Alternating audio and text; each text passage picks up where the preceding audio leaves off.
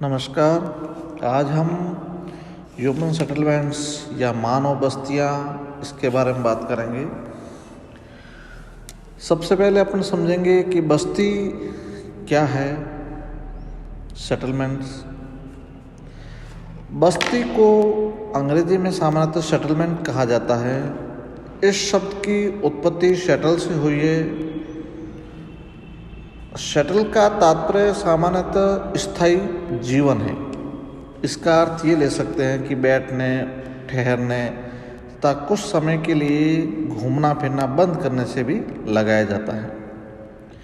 भूगोलवेताओं के लिए बस्ती का सामान्य अर्थ जो है वो अधिष्ठान है, एस्टेब्लिशमेंट है, जिसमें मानव घुमक्कड़ प्रवृत्ति को समाप्त करके काल तथा स्थान के संदर्भ में स्थायी जीवन की ओर अग्रसर होता है। अब इस प्रकार बस्ती शब्द को अपन दो अर्थों में ले सकते हैं। जैसे फर्स्ट रूप लिया जाए इसका, तो इसमें वह जनों अथवा उन निवेशों को इंगित करता है जो कि एक निश्चित स्थान पर स्वयं को प्रतिष्ठित करते हैं, जो बस्ती और उपनिवेश के समानार्थी शब्द में प्रयोग किए जाते हैं। जैसे प्रायः बस्ती शब्द से विशेष राष्ट्रीयता की बस्ती को इंगित किया जाता है। जैसे उदाहरण के लिए अपन बात करें, जैसे मलाया तथा श्रीलंका में भारतीय बस्तियाँ, उत्तरी अमेरिका में अफ्रीकी निगरों की बस्तियाँ तथा उष्णकटिबंधीय क्षेत्रों में श्वेत लोगों की बस्तियाँ। एक तो इस अर्थ में इसका बस्ती का प्रयोग किया जाता है। अब दूसरे रूप में बस्ती शब्द मानव आवास और संबद्ध लक्षणों एवं आंचलिक समूहन या क्षेत्रीय साहचर्य और समवेतता को प्रकट करता है। इस अर्थ में यदि देखा जाए तो बस्ती का तात्पर्य हो गया गांवों तथा नगरों से। जो गांव हैं या नगर हैं उनको अपन बस्ती के रूप में बता सकते हैं। अब अधिवास स्थायी हो सकता है, अस्थायी हो सकता है, एकल हो सकता है, संकुल हो सकता है, लेकिन उसका महत्वपूर्ण उपयोग है जो मानव आवास। अब अधिवासों के आकार, प्रकार, उनके आवास गृहों में प्रयुक्त सामग्री, उनकी व्यवहारिकता, कई ऐसे संकेत हैं जो मानव का उसके वातावरण के साथ घनिष्ठ संबंध ही नहीं बल्कि उसकी जो निरंतर क्रिया प्रतिक्रिया होती है उसके भी द्योतक होते हैं। जैसे बस्ती में सभी प्रकार के घर या शेल्टर सम्मिलित किए जाते हैं, चाहे वो झोंपड़ी हो या पत्तों और लकड़ियों से बना कोई छोटी कुटिया हो, या मिट्टी का घर हो, या ईंटों और चूने का बना हुआ मकान हो, या सीमेंट कंक्रीट की बनी हुई भव्य इमारत हो। अब अपन यदि आकार की दृष्टि से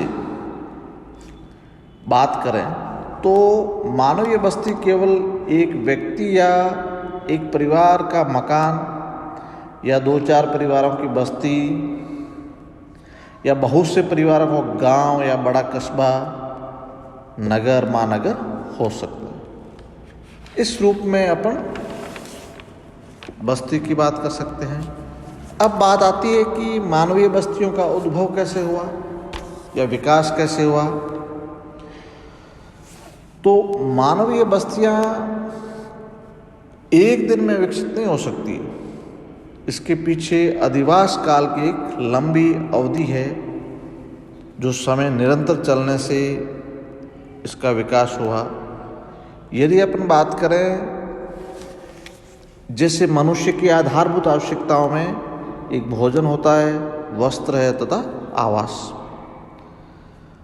यदि अपन संस्कृति के विकास के क्रम में अध्ययन करते हैं तो इस बात के संकेत मिलते हैं कि मानव ने तन ढकने के लिए वस्त्र की आवश्यकता काफ़ी देर बाद महसूस की, लेकिन भोजन तथा आश्रय की तलाश में वो इधर उधर भटकता रहा।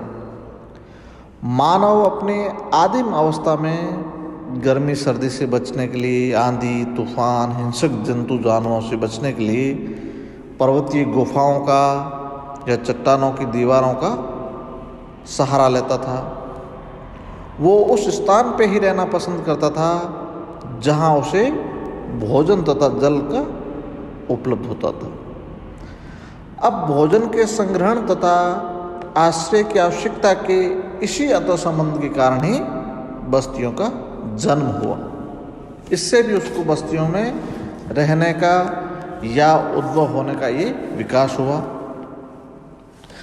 हो सकता प्रारंभ में मानव ने बहुत ही साधारण बस्तियां बनाई, परंतु कालांतर में बस्तियों के आकार तथा प्रकार में परिवर्तन होने लगा।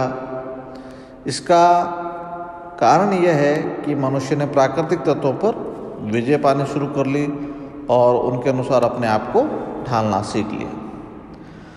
अब बस्तियों की बात करें तो सामान्य बस्तियां मुख्य रूप से दो प्रकार की होती हैं, एक ग्रामीण बस्तियां और दूसरी नगरीय।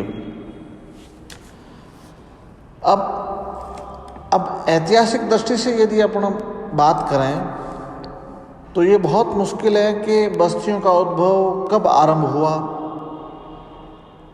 लेकिन एक बात लगभग ये निश्चित है कि पहले ग्रामीण बस्तियां बनी, उसके बाद ही नगरीय बस्तियों का विकास हुआ।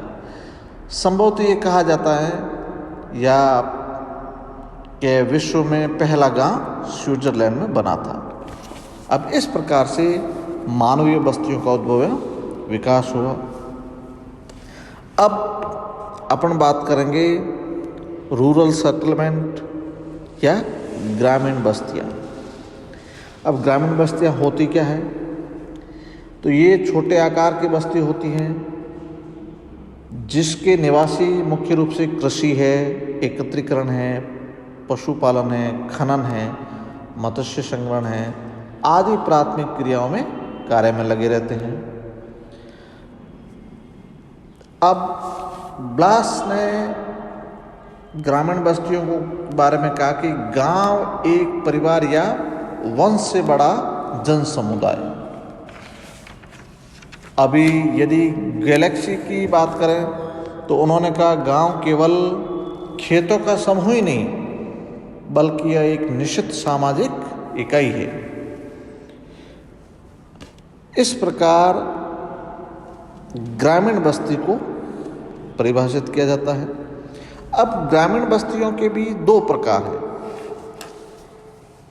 जैसे प्रकार तो कई भी हो सकते हैं ग्रामीण बस्तियों के, लेकिन सामान्य जो उद्देश्य पूरा करने के लिए जो अध्ययन की दृष्टि से अपन करते हैं तो दो प्रकार मुख्य रूप से बताए गए हैं। एक परिक्षिप्त डिस्पर्ड सेटलमेंट, दूसरा सघन बस्तियां या न्यूक्लिएटेड सेटलमेंट्स। अब परिक्षिप्त बस्तियां या डिस्पर्ड सेटलमेंट्स क्या है, इसकी बात करें तो परिक्षिप्त बस्तियों को एकाकी या प्रकीर्ण बस्तियां भी कहा जाता है, क्योंकि इन बस्तियों में किसान खेतों में ही घर बनाकर रहते हैं। ये घर अलग अलग कुछ दूरी पर स्थित होते हैं, जिसमें फार्म हाउस है या होम स्टे है। ये परिक्षिप्त बस्तियां ही हैं। घर चाहे छप्पर झोंपड़ी का हो, कच्चा हो या ईंट पत्थर से बना हो, सीमेंट कंक्रीट से बना हो, एक दूसरे से ये दूरी पर होते हैं, क्योंकि इन घरों को जो कृषि भूमि होती है वो अलग करती है। इसमें किसानों के पास ज़मीन अधिक रहती हैं, जिसके कारण यहाँ बस्तियाँ दूर दूर बसती हैं। अब इसमें भी ऐसा है कि परिक्षिप्त बस्तियों के कई लाभ भी हो सकते हैं और कई दोष भी है इसमें। अब इसमें लाभ की बात करें तो सबसे पहले है कि आर्थिक दृष्टि से यदि देखा जाए तो परिक्षिप्त बस्तियों को लाभ होता है, परंतु सामाजिक दृष्टि से ये अनुकूल नहीं है, क्योंकि आर्थिक दृष्टि तो से लाभ यह है कि कृषक तथा उसके परिवार के सदस्य अपनी कृषि भूमि तथा पशुओं के निकट ही रहते हैं, जिससे उन्हें प्रतिदिन कृषि भूमि कार्य करने के लिए खेत में आने या वापस गांव लौटने का समय नष्ट नहीं करना पड़ता है। अब सामाजिक से यदि दृष्टि से देखा जाए तो वो लोगों से मिलाप उनका कम होता है। निवासी जो सहकारिता का लाभ भी नहीं ले पाते क्योंकि वो दूर दूर रहते हैं, इसलिए ये उनको नुकसान भी है। अब दूसरा, परिक्षिप्त बस्ती में रहने वाला कृषक अपने निकटवर्ती गांव में जो है रहने वाले कृषकों, जो उनके द्वारा जो निश्चित की गई फॉर्म व्यवस्था है उनका अनुसरण करना उनके लिए कोई अनिवार्य नहीं होता है। तो यदि कोई विशेष प्रतिभा वाले कृषक होते हैं तो वो अपने उन्नत तरीके से खेती करके व्यक्तिगत लाभ भी अधिक अर्जित कर सकते हैं। लेकिन इसमें परिक्षिप्त बस्ती में यदि दोष के रूप में सबसे ज़्यादा देखा जाए तो एक ये होता है कि एक तो सामाजिक जीवन का इनको लाभ नहीं मिल पाता, क्योंकि सघन बस्तियों में निवासी एक दूसरे के निकट रहते हैं जबकि इसमें दूर दूर रहते हैं। और फिर सघन गाँव में जैसे लोहार है, बढ़ई है, नाई है, धोबी है, कुम्हार, मिस्त्री, ये सारी सुविधाएं उनको मिल सकती है।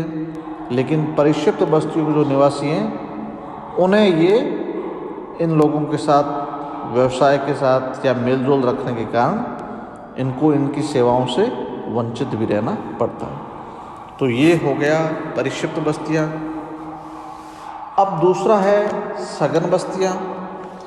अब सघन बस्तियाँ, न्यू स्थित बस्तियाँ या न्यूक्लिएटेड सेटलमेंट, ये सबसे पहले नाम फिंच तथा टिवार्था ने इसको दिया था, जिसमें इन्होंने बताया कि मकान तथा झोपड़ियाँ पास पास सटे हुए होते हैं। इन बस्तियों को ब्लास ने गुच्छित या पुंजित, ब्रुन्स ने केंद्रित बस्तियों का भी नाम दिया है, लेकिन सामान्यतः इसको सघन बस्तियों के नाम से जाना जाता है। ये बस्तियाँ मुख्य रूप से अधिक उपजाऊ प्रदेशों में पाई जाती हैं, क्योंकि इसमें मकानों में पास पास सटे हुए होते हैं, गलियाँ बहुत संकरी होती हैं और जो भूमि का या खेतों का आकार होता है वो बहुत ही छोटा होता है। यदि बात करें तो जैसे मरुस्थलीय सीमावर्ती क्षेत्रों में 5-6 झोंपड़ियाँ पाई जाती है, उसी क्षेत्र में गंगा के मैदान में यदि बस्ती का देखा जाए तो वहाँ 500 से 1000 व्यक्ति निवास करते हैं। अब आकार तथा आधार के अनुसार बस्तियों में कई भेद हो सकते हैं। जैसे सबसे छोटी सघन बस्ती को नगला कहा जाता है, फिर पुरवा है, इससे बड़ी बस्ती गांव कहलाती है। फिर इसके बाद में नगरीय बस्तियां आती हैं जिसमें छोटा कस्बा है, जो कस्बा होता है वो रूरल सर्विस सेंटर होता है। फिर कस्बे में आकार में वृद्धि से बड़ा नगर बनता है, सिटी बनता है। फिर सिटी से मेट्रोपोलिस आ जाता है, फिर मेगालोपोलिस आ जाता है। इस प्रकार में अधिकांश यदि देखा जाए तो विश्व में अधिकांश सघन बस्तियां ही पाई जाती हैं, पर क्यों बस्तियां कम पाई जाती हैं। धन्यवाद।